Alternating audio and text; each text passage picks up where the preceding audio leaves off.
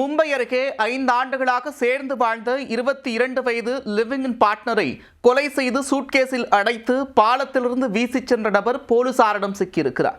கொலை குற்றவாளியை 24 மணி நேரத்தில் போலீசார் கைது செய்தது எப்படி? மும்பை அருகே டோம்பிவில்லி பகுதியில் உள்ள ஷில்தைகர் கடிமுக பகுதியில் பலவா என்ற மேம்பாலம் அமைந்துள்ளது. அந்த பாலத்திற்கு கீழே ஓடை பகுதியில் ட்ராலி பேக் ஒன்று சந்தேகத்திற்கிடமான வகையில் கிடந்துள்ளது. திங்கட்கிழமை மதியம் பொதுமக்கள் பலரின் கவனத்தை அந்த சுட்கேஸ் ஈர்த்துள்ளது. அப்போது அந்த சுட்கேஸில் இருந்து பகுதியளவு உடல் ஒன்று வெளியே தெரிந்து கொண்டிருந்துள்ளது.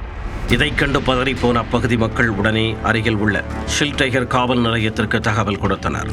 விரைந்து வந்த போலீசார் அந்த சுட்கேஸை கைப்பற்றி திறந்து பார்த்தபொழுது அதில் சுமார் 25 வயது மதிக்கத்தக்க பெண் ஒருவரின் உடல் அழுகிய நிலையில் கிடந்தது தெரிய வந்தது. உடலை உடற்கூறாய்விற்காக மருத்துவமனைக்கு அனுப்பி வைத்த போலீசார் விசாரணையில் இறங்கினர். உயிரிழந்து கிடந்த அந்த பெண் யார்? அவரை கொலை செய்து சுட்கேஸில் அடைத்து வீசியது யார்? எதற்காக அந்த பெண் கொலை செய்யப்பட்டார் என பல்வேறு கோணங்களில் விசாரணையை முடுக்கிவிட்டனர். முதற்கட்ட விசாரணையில் அந்த பெண் கழுத்தை நெரித்து கொலை செய்யப்பட்டது தெரிய வந்தது. மேலும் அந்த பெண்ணின் இடது மணிக்கட்டில் ஆங்கிலத்தில் PVS என்று பச்சை குத்தப்பட்டிருந்தது. இதையடுத்து அப்பகுதியில் உள்ள CCTV காட்சிகளை கைப்பற்றி போலீசார் ஆய்வு செய்தபோது நள்ளிரவில் ஒரு மர்ம கும்பல் சூட்கேஸை எடுத்துச் சென்று பாலத்தில் இருந்து வீசியது கண்டுபிடிக்கப்பட்டது.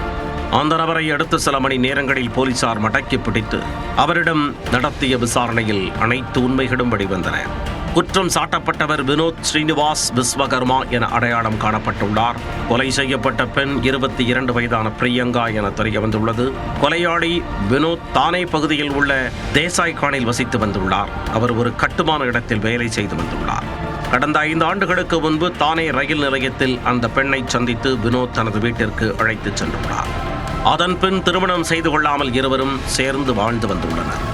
நவம்பர் 21ஆம் தேதி இரவு அவர்களுக்குள் சண்டை ஏற்பட்டுள்ளது. அப்போது ஏற்பட்ட ஆத்திரத்தில் வினோத் விஸ்வகர்மா அந்த பெண்ணின் கழுத்தை நெரித்து கொலை செய்திருக்கிறார் என்பது விசாரணையில் தெரிய வந்துள்ளது.